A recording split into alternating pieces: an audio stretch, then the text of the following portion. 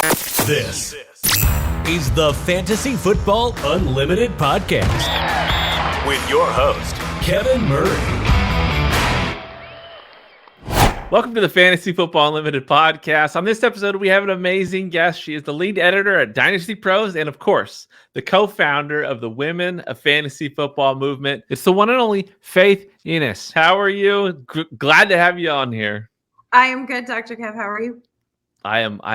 I'm honored to have you here. It's about time because I think there's a lot of exciting things in your world when it comes to the fantasy stuff, and love to share the word, share the message. So again, honored to have you on here. For listeners and viewers that are unfamiliar with your work, can you give us an update, up to speed when it comes to what you're doing with Dynasty Pros and what you're also doing with the Women of Fantasy Football movement? So I am, in fact, the lead editor over at Dynasty Pros. It's a great group of guys. I love editing. I'm kind of a word nerd. I also am an only child, so I really enjoy getting to tell people when they're wrong or correct them when they're wrong. I am not so secret about that. Women of Fantasy Football, we are gearing up for our fifth annual WAF event that we are calling the WAF, the Women of Fantasy Football podcast. I'm going to get to do that again this year with my co-host, Kelly Singh. We just recently, Josh and I came to a decision about the direction of WAF. And originally we had wanted to create and gather some women content creators, but we've recently decided that that's not what our role is. That's not who we are. There are plenty of women content creators who are already creating for multiple sites around the internet, around media, everywhere. And so our goal is to just find them, promote them, and just point them out where they are, because there doesn't need to be just one specific place where women who create content gather.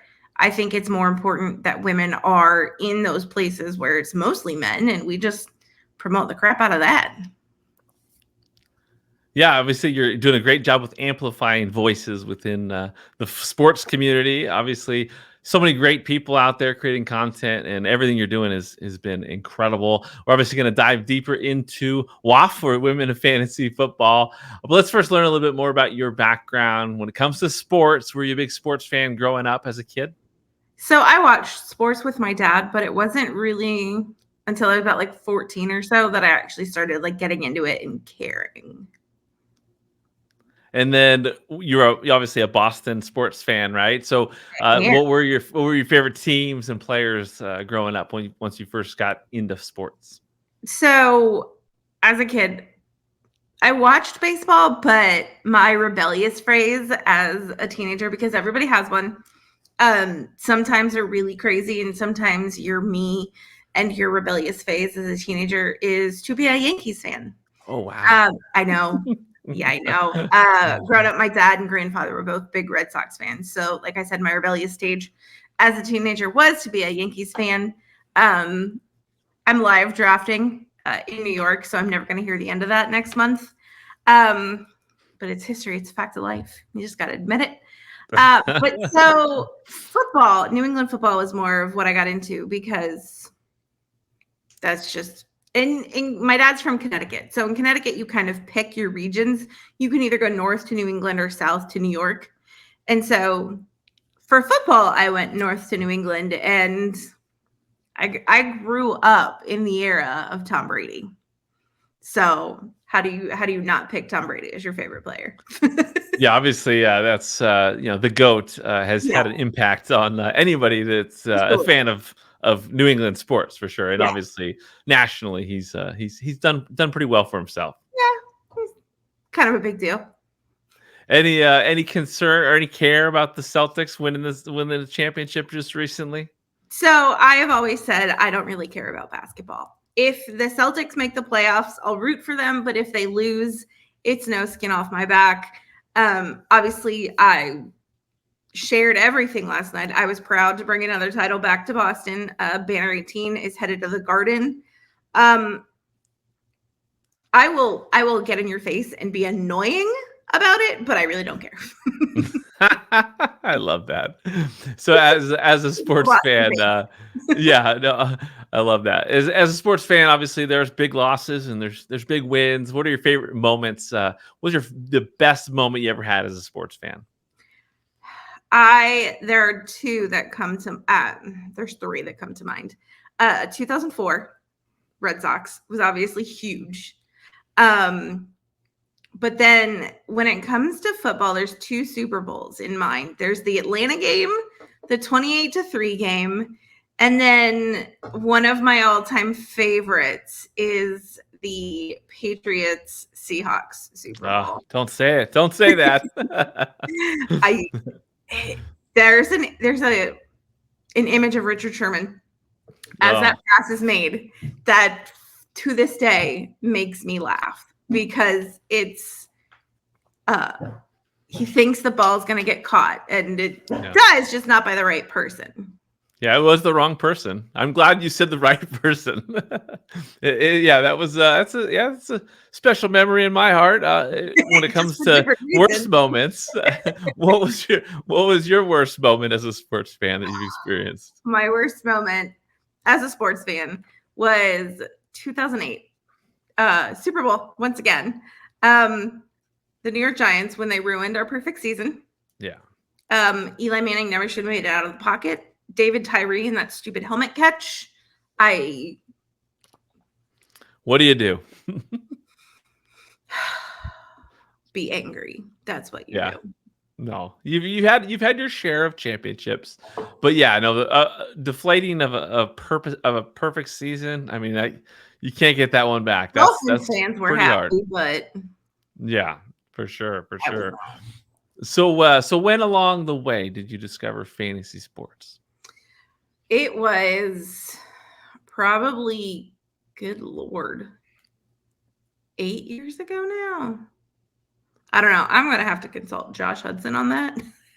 Time flies. 8 years, huh? Does fly. Because, 2020 was 4 years ago already. 5 shows. Like, I've been doing my math based on when we had our first WAF podcast, and that was in 2020.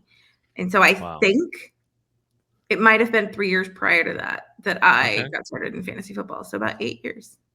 8 years. Yeah. So what was the first thing that you thought of, or what do you think of when it comes to getting hooked on the game? What did you like about it?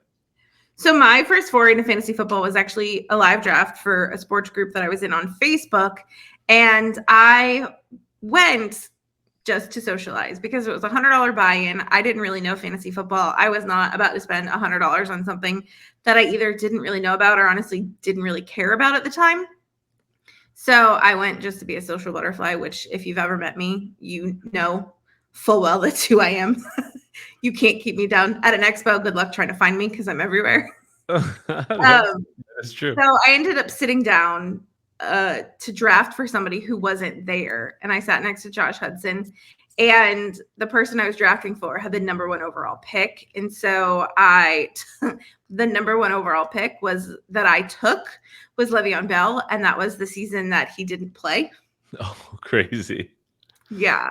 So every time I was up, I was asking Josh, I was like, what is going on? What are they doing? How does this work? He's like, what do you mean? I go, I don't know anything about fantasy football. He goes, we'll fix that. I said, okay. And the rest is history. So he just took you under his wing and wow, that's amazing. So then we'll get a little bit more into how you kind of fell into the content world and the fantasy space. But right now, do you have one league that you consider your favorite league, like your primary league, or do you play in several leagues that are important to you? It would probably be our Club Fantasy Writers League, which is our super flexi draft league. Other than like kicker and defense, I think everything's a flex position. And so it's pure chaos. And I love it. That's awesome. Do you have other leagues or other special leagues over the years that you've played in that like have any fun traditions, like last place punishments or obviously live drafts, those kind of things? Because I never really got into fantasy until a couple years ago, I don't really have what I'd call a home team. I probably consider my club fantasy drafts my home team because it's our club fantasy family. Sure. And unlike most people who've been playing fantasy football for a while, all of my fantasy football leagues are with people that I met online originally, whether I've met them in person now. It all started with people I met online. I don't have the cool traditions of having a home league like you do, like Tom Everett Scott does, like a lot of people do. And there are times where I kind of like miss that, where I want to have that like fun, the league type camaraderie in the home league. But I am grateful that none of my leagues have last place punishments, because I would probably have fallen victim to them at least once. It's a great way to look at it. It's true. Yeah, you don't want to be in one of those leagues that has a severe punishment, because there's a reason why a lot of people don't do that, because they just leave that league because they don't think they're going to be in last place, but then when they do, it's time to like, oh man, I lost my connection. Whoops. Yeah, exactly. I love it. So when it comes to playing in leagues, again, you're playing in a bunch of like industry type leagues. Is there one person that you consider your rival? Josh Hudson. Yeah. So beating Josh is the pinnacle of your fantasy game. It was the joy of my life.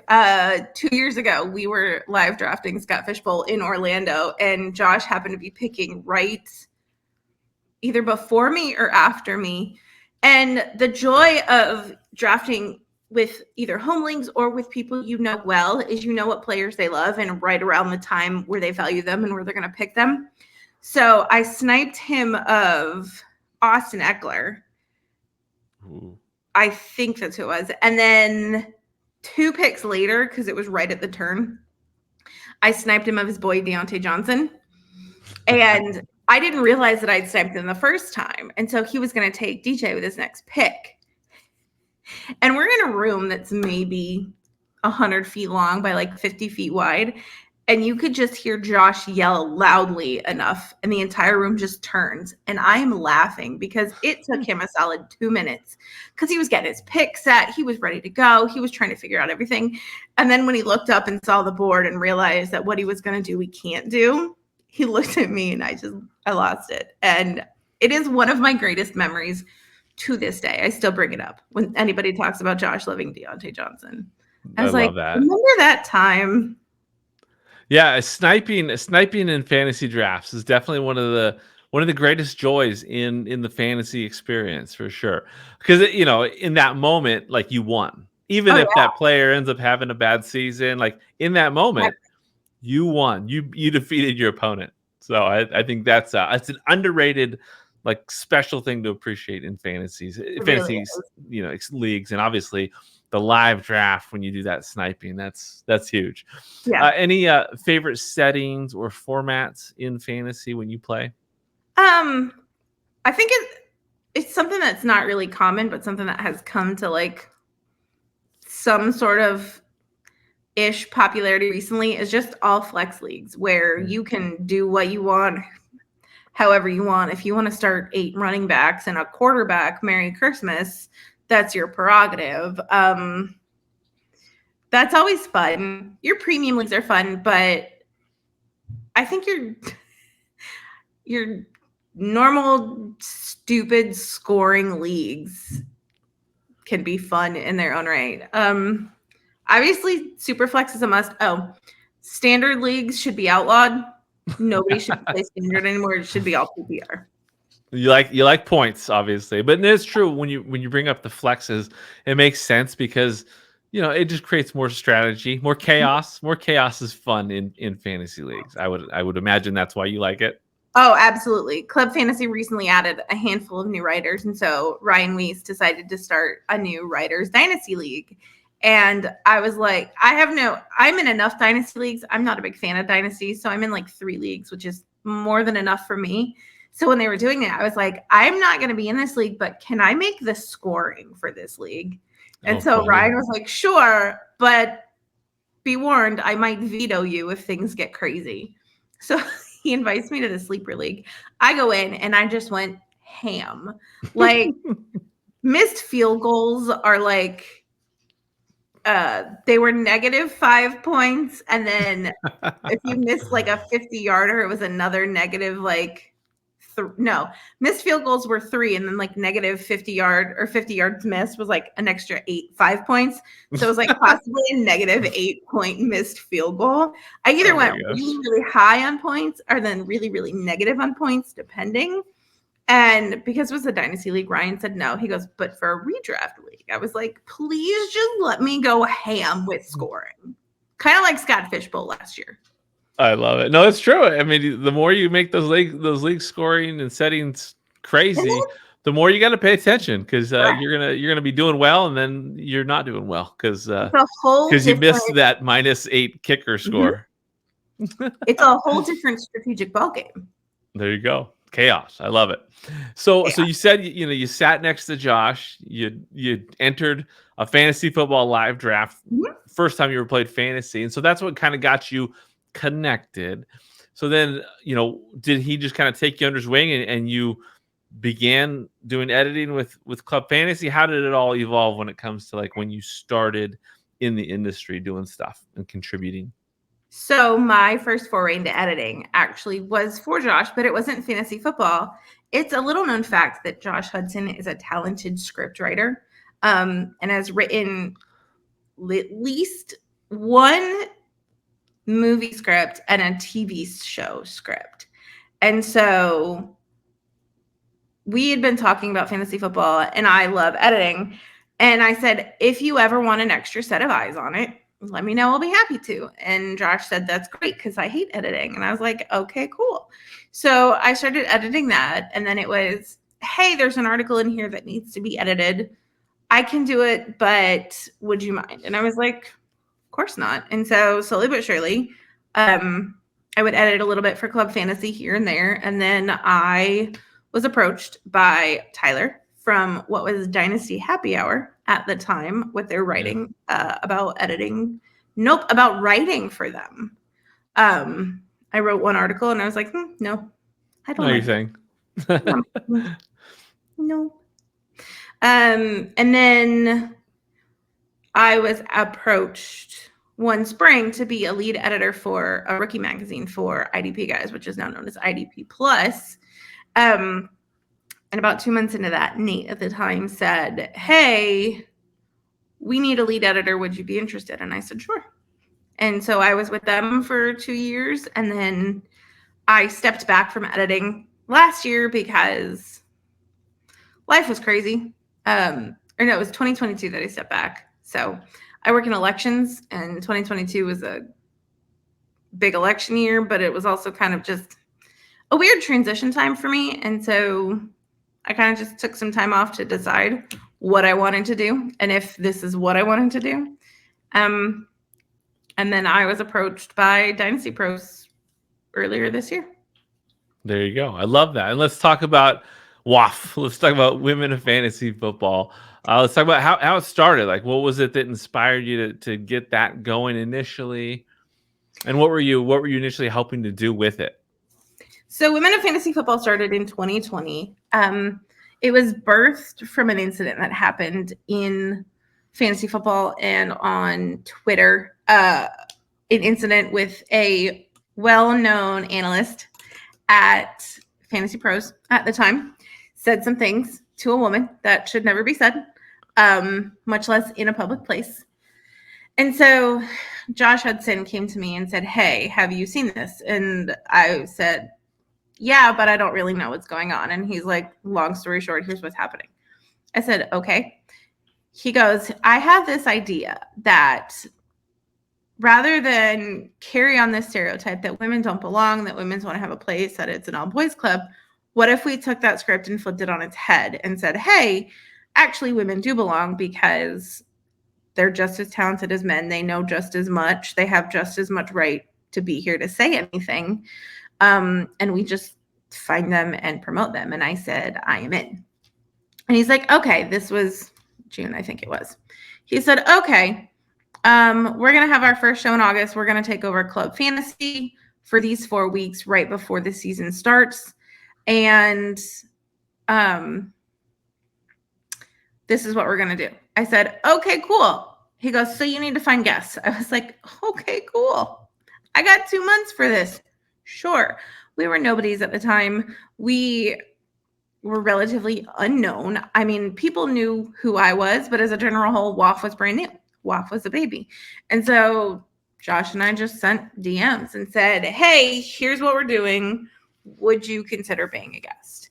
And our first ever guest on our first ever WAF podcast was Liz Loza.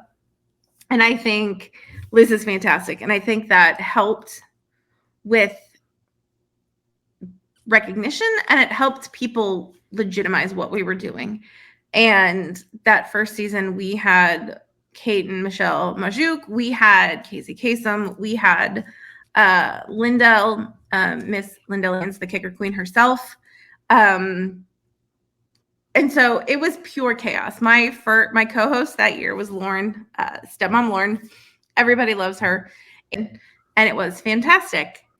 And then year 2, I was lucky enough to land some interviews with 2 amazing women, Miss Stefania Bell and then Laura Oakman. And it was the interview with Laura that really changed the trajectory of WAF. Are you surprised with how where it's at right now compared to what you would have expected when it started? I am, because when we started this in 2020, it was just a podcast that we were going to do once a year, 4 weeks in a row, to just say, hey, there are women who write sports and fantasy football content. Here's who they are. Here's what they're doing. You need to know about them. And now, like, people know who we are. We recently got the Women of Fantasy Football trademarked. It's so weird to think about who we are, who I am, and the fact that people know what Women of Fantasy Football is. People who I would consider like somebody, whether it's in sports or just life in general, know Women of Fantasy Football. For sure. And it's amazing because you guys have been doing like media, coverage, right? At like the Super Bowl and the draft, like the combine and stuff. Like how fun has that been to see that happen? And because the interviews, the questions, it's been incredible. Like you guys have been crushing it. Talk to me about like going to those events and sending representatives to those events and seeing that content come out. It's the first time that I applied for media credentials for Women in Fantasy Football. I was like, this is a long shot. It's never going to happen. Like, it is what it is. But the more times we apply, the more, hey, our name gets out there.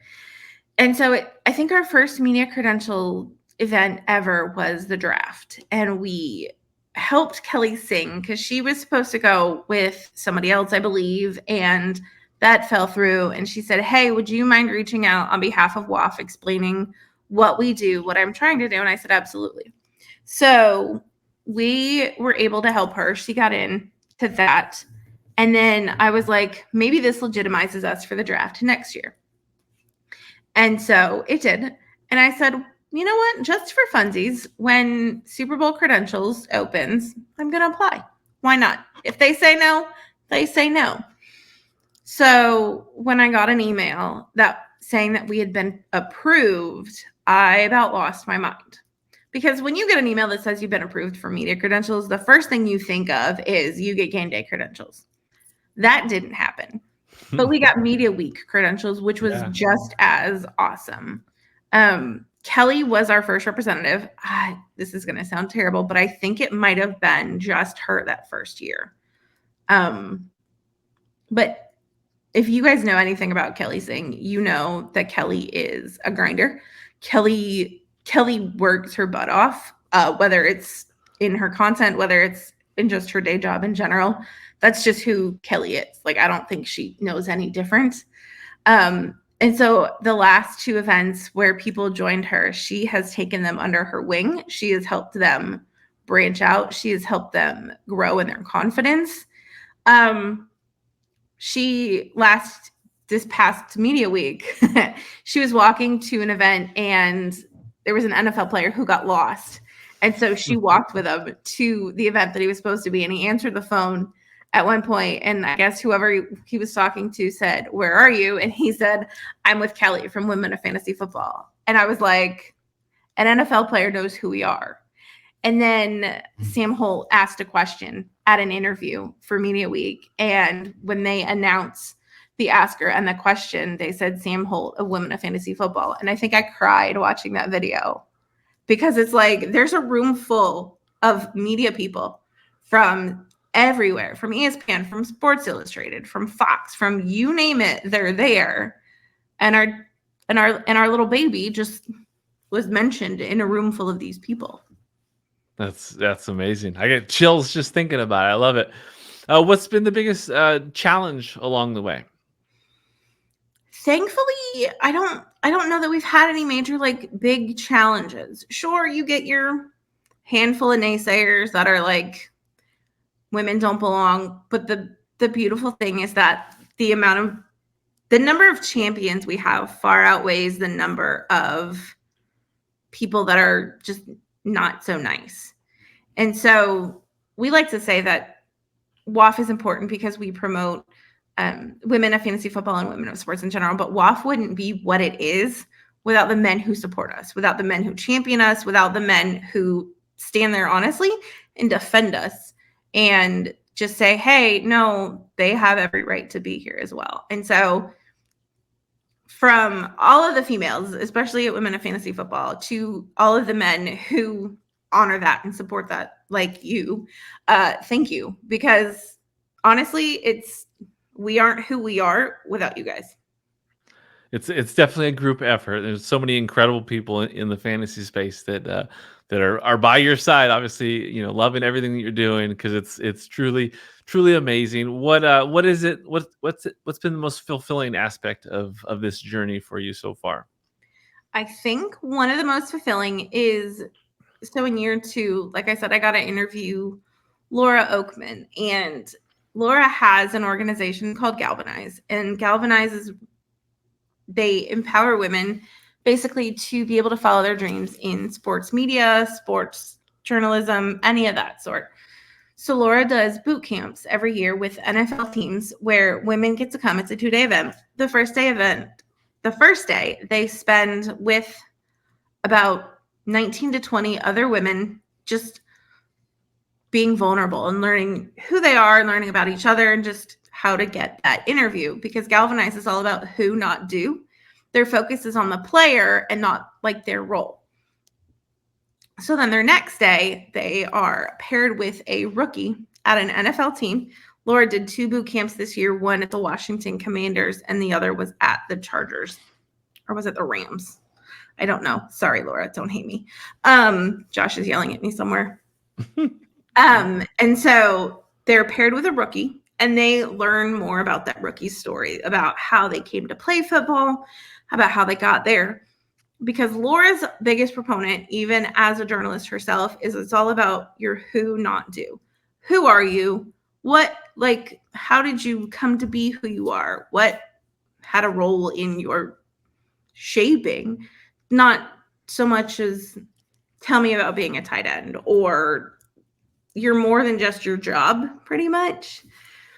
And so when we heard about that, I went to Josh and I said, what would you think if we approached Laura about switching our sponsorship from sending the donations that we raise with our jerseys and stuff from the Women's Sports Foundation to Laura? And he said, I'm in.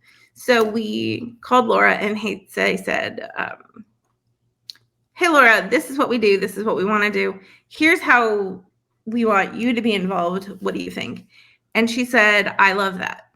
She said, absolutely. So every year, your donations, when you guys donate to raffles, to jersey raffles, we had a handful of best ball leagues last year that actually sent 4 women to Galvanize boot camps this year. And so Laura's focus is whether you are 18 or 50, it doesn't matter how old you are never too old to follow your dreams. And we love the fact that we get to help play a part in women being able to chase their dreams without worrying about money getting in the way. That's awesome. No, that's incredible. And like I said, you've you amplify so many wonderful voices, and now giving them opportunities like that, like 4 people, that's 4 lives that are just like seriously impacted and changed because of that experience. That's a really, really, really cool thing. Another thing that's really cool is just like you guys, you have inspired with this movement, have inspired so many creators to do their own things, right? Like I, see Zoom hangouts and women's podcasts and shows and mock draft events, right? That are all kind of women centric now. And it's fantastic. And in every single one of them, I would imagine would say like this movement is what it's inspired them. How does that make you feel to reflect on that? What you're seeing around you, not just with, women of fantasy football, but everything that's happening in the trickle down, right? It's both amazing, but it also makes me a little bit sad because, and I'll explain that. It's fabulous that women are finally being able to like be who they want to be, do what they want to do, and just go out and do it. But it makes me a little bit sad that it took us to help just break that glass ceiling, because it's more, I coined this catchphrase and Josh kind of cringes when I use it, but I'm going to use it anyway. We care more about what's between your ears and what's between your legs, because you can have the same amount of knowledge, spend the same amount of time in a film room, read the same amount, study the same amount. It doesn't really matter whether you're male or female. If you know the content, if you study the content, if you research, it's the same amount. But just because you're a woman, you don't know what you're talking about. I think my favorite line might be, well, you've never played football, so you don't know what you're talking about. I would like to point out that probably a good number of fantasy football analysts have also never played football. So what does that mean? Oh, exactly. So I love that it's happened, and I'm grateful that we got to be a part of it, but I'm sad that it took something like us to do that. But hey, change starts somewhere. So exactly, it definitely is started. It's definitely started, and a huge impact that you guys have made is creating momentum going forward with this, and it's great to see. But you're right, and the reality it is, it's tough to think about when you think about it. But at the same time, moving forward, this is pretty special, and I can't wait to see where things go. Where do you envision things going in the future with women in fantasy football? What's the goal? Where's the movement going? Josh is our big picture dreamer. I'm more of our what's the word I'm looking for? I'm more of our reality check. So the goal is just to keep doing what we're doing, hopefully increasing our visibility. Our goal is to increase our events and what we do throughout the year. So we're not just a once a year type thing, which is why we're kind of putting emphasis on things like Mock Girl Summer, our mock draft show this summer with Wendy Early and Julia Papworth. Kelly's got her golf show. And that's another, we're women of fantasy football. We're keeping the name because it's fun and it works as an acronym, but we're also focusing on other sports like Kelly's golf show and just we're mocking, and it's Mock Girl Summer, but we're not just all about fantasy football. We're multifaceted women. I love it. And like you said earlier, like, it includes the entire community, right? It doesn't, male, female, like the support has been huge. Talk to me about the fantasy sports community, the fantasy football community, and the relationships you've made. How much has that meant to you over the years? So the fantasy sports community, the expo, the first ever expo, that the fantasy football expo that I went to was in 2021, the first time they had it again after COVID and all that stuff. And before the Women of Fantasy Football had a panel, I was walking around that first expo, and I had a handful of people stop me and know who I was. And I felt really bad because I pulled that, hey, it's so nice to meet you. You too, I'll see you around. And they walked away, and I was like, I don't know who that was, but they know who I was. And I was like, that was surreal to me. And then the next year, we had our first ever Women of Fantasy Football panel at the expo in a room. We got put in one of the side panel rooms that was probably 75 by 100 feet, maybe. I don't know. I'm really bad at like guesstimating sizes, but it was a small-ish room. But the room was full. They were standing room only, and you couldn't even get in the door. And so to see that amount of support for a relatively unknown thing at the time, because we had only been around for a year-ish and we weren't even officially sponsoring anything, but to see that happen, and then to just have people say, hey, how can we help? There have been some of the best names in this industry. Scott Fish has been a biggest supporter of us from the beginning. You guys, all kinds of people. Like, it's been really overwhelming to just go, hey, we're here. We want to help. How do we help? And sometimes I don't even know how to respond, because it's like I just have to stop and go, this is a thing. I have to give myself a reality check sometimes, because it's like, is this really happening? So the fantasy football community has been huge supporters, because I think they realize that it's not about who you are, it's about what you know. And so it's always the outsiders that are just like, this isn't a thing. Yeah. Well, obviously that first panel, 2022, was such an empowering moment, I'm sure, because I mean, like you said, that room was just jam packed. The demand was there. It was clear that like there was just such great energy in that space, and then even more energy when it was done. With the idea of like we need a bigger stage, we need a bigger presence. Obviously, last year you guys came back, had more faces on the panel, kind of sharing their same stories. But I'm sure you got more in store coming up, right? Kind of differentiate how you guys go about the panel and everything. What are you most excited for 2024, and what's on the agenda? I don't really know what's on the agenda, which sounds terrible. I know. So 2024 has kind of flown by for me, and Josh, for several different reasons.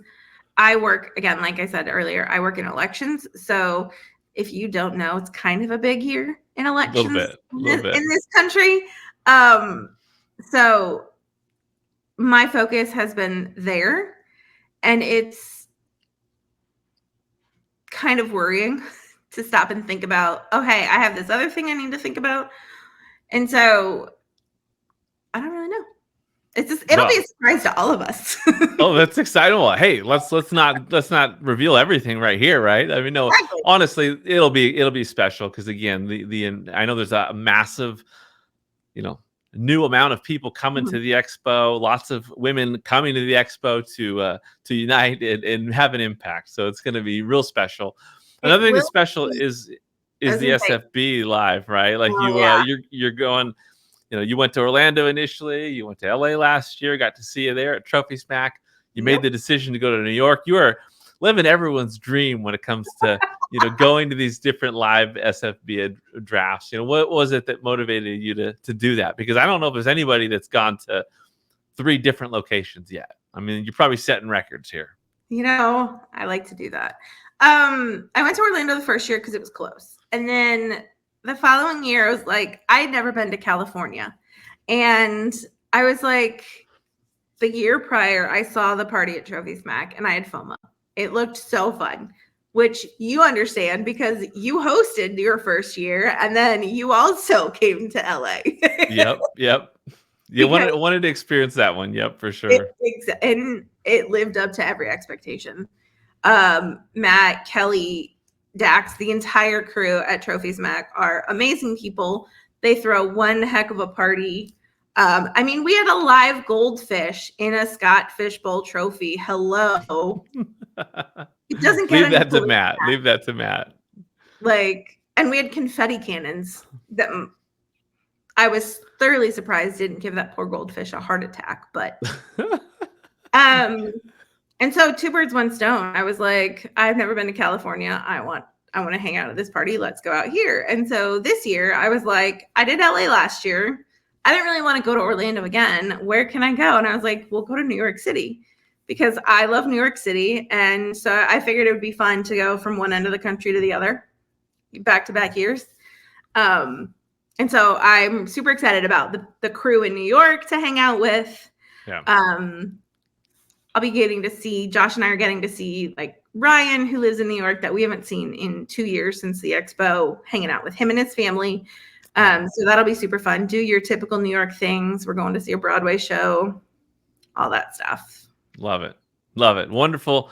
Yeah, wonderful times in the world of SFB. Mm-hmm. So many more live drafts than ever before. Definitely highly recommend getting out there, even if you don't draft, getting to one of those events and experiencing it. Yeah, it's so cool. Not for the people that travel for it, but for the local people to see like how many people around them live near them. It's pretty cool. But for those that like to travel to these events, highly recommend that too. We can both account for that, and it's just so much fun. There's so many great people at these events. I'm jealous of anybody who attends any of them because I want to go to all of them because they're so special and they encapsulate the fantasy community, and obviously expo like mini expos, but unique and different too. So highly recommend. To LA again this year? I am going back to LA. Yep. Fun. Running it back. So it should be good. What division are you in? I don't even know the name of it. It's the one with like Liz Loza and I think Adam Rank's in it. Like it's gonna be Is it the one with Tom and James? Yep. Yeah, I just dropped first name basis with 2 actors, There you go. So I'm excited for it. Mix it up a little bit, when it comes to the draft. But yeah, I got to get back to Trophy Smack. I've always loved what Matt does and what Kelly's doing down there. It's a special time in the world of fantasy when it comes to Trophy Smack. So I love to support them. And I like a good time. Yeah, exactly. I like to have a good time too. So it's exciting stuff. Now let's dive into a few rapid fire questions. I'll just throw out some questions. Let me know what first comes to mind. All right. What do you enjoy most about what you're doing in the space right now?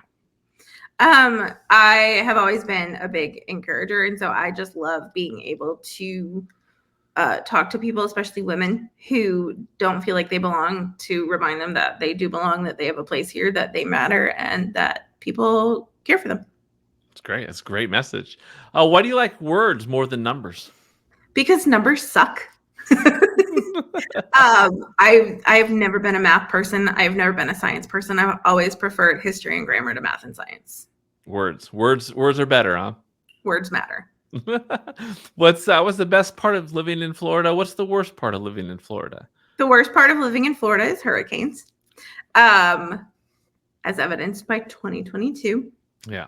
The best part of living in Florida, is there one?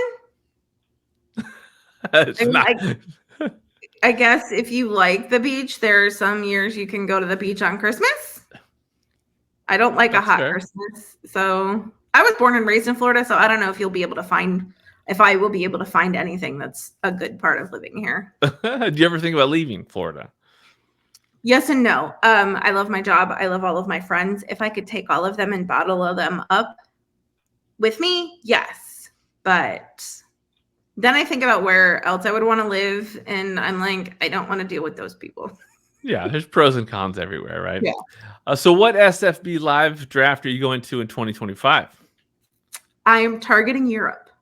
Oh, wow. I like this. Look at you. Like you're just... I admire this so much. I think that's fantastic. I'm trying to convince Scott to have a live draft in Scotland.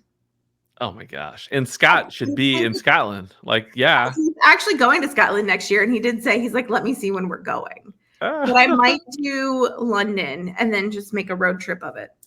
There you go. Well, what's your favorite theme park? Because you and I, we've enjoyed theme parks at the same time. Running into you was one of the funniest things ever. So, what's your favorite theme park? I will never forget that. Just walking through Universal, and I look over, and I was like, "Wait a second, I know that person, but he lives on the very opposite side of the country." Absolutely wild. That was so funny. I love Universal because of Harry Potter. I love Disney because it's classic. I made my first trip to Disneyland last year when I went out to LA. Yeah. My favorite theme park might be, you know what? I'm going to go with Disneyland because they have both Galaxy's Edge, which is all of the Star Wars stuff, but then it's classic Disneyland. And everybody's like, Disney World is better. No, Disneyland is better. And I determined that they are both equally amazing for different reasons. Walt Disney World has more parks, more stuff to do, but Disneyland was the original, and it has a lot of classic nostalgic rides. And I just like, I don't know, there was something magical about walking to Disneyland last year. I can see that. What's your favorite roller coaster? My favorite roller coaster would be Cosmic Rewind at Epcot. Guardians of the Galaxy Cosmic Rewind. Oh my gosh. So that is such an incredible ride. Uh-huh. Like so good. So good. I love that. How excited are you for Epic Universe? I don't know that I know everything that's going into it. I know a handful of things, which will be fun once it gets going. But I'm going to avoid it for the first couple of years because everybody and their mom will be there. For sure. What are your favorite hobbies and activities outside of fantasy sports? So I like to read. Words. Again, words. I also enjoy naps. Naps are fun. Hanging out with friends, shopping, all of the things. It's great. What about favorite TV show? Favorite TV show. I've hemmed and hawed over this. I don't have a favorite TV show, but I think that's a lie. I think my favorite TV show might be Law and Order SVU. Okay. That's legit. How about an all-time favorite movie? This was another one. I was like, I love so many movies, but there was only one movie that comes to mind when I think about if it's on, I have to stop and watch it, or I will go out and search for it no matter how many times I've watched it, and it's Twister. Okay. It's also our family's favorite movie. We will randomly quote that movie numerous times for multiple different reasons. I love it. That's great. What's the best animated movie of all time? Probably Alice in Wonderland. Okay. That's good. Good. Do you have a favorite live action Disney movie? Live action. Probably a Pirates of the Caribbean movie. Okay. How about an all-time favorite sports movie? That would either be The Sandlot or The Rookie. Both great movies. I love it. And baseball. I like that. Who's your favorite artist, band, musician? My favorite band used to be Panic at the Disco. I don't know that I really have a favorite, like a certain favorite artist now. I enjoy a lot of country music. Some Luke Combs, Jordan Davis, Morgan Wallen, all that fun stuff. Good stuff. What are you most grateful for at this time? I am the most grateful for people who took me in almost 2 years ago. When I legitimately didn't have anything left. I'm grateful for people who put themselves aside to care for others. It's a beautiful thing. I mean, this world needs a lot of that for sure. Mm-hmm. Can you name a few of the people that have just had a big impact on you during your time in the fantasy space? First and foremost, and probably the biggest, would be Josh Hudson. In the 8+ years that I've known him, Josh has become like the older brother that I never had, but sometimes never want, which makes me the younger sister he never had, but also sometimes never wants. He's one of those people that we've known each other now, and there are times that I just hate being known. And so he'll call me out on something or say something, and I'm like, I love you, but no, I refuse to acknowledge this true fact, but it's always what you need to hear, not what you want to hear.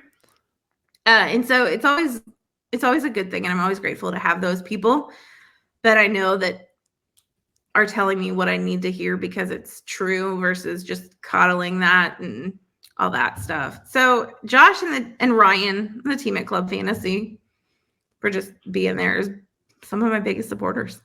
That's great. And I love the fact that it just started with a random live fantasy football draft. You sat next to him, and that's really cool. I love everything about you guys' relationship and the things that you've done, because it's been pretty impressive and amazing. What advice do you have for people that are diving into fantasy, wanting to get more involved in the community and contribute in some way? I think that if you want to get more involved in fantasy and or content creating, whatever it is you want to do it without having a connection to somebody or something, because the more you do it, the more you'll prepare for it, the more it'll build your confidence and your ability. And then people will recognize that in you. Random people are randomly making connections all of the time, especially on Twitter. Just start networking, just start throwing it out there. Be shameless in your tags. Just start tagging people. Hey, I wrote this. What do you think? Be open to constructive criticism. Constructive criticism is key.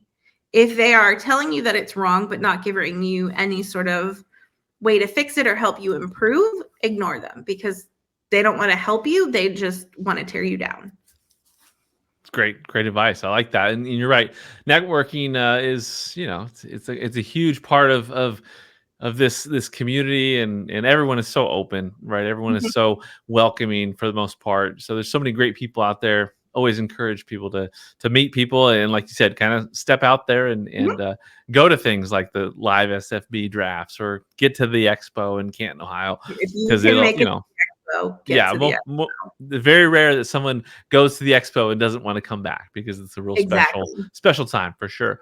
Anything else that we haven't covered before we close things out?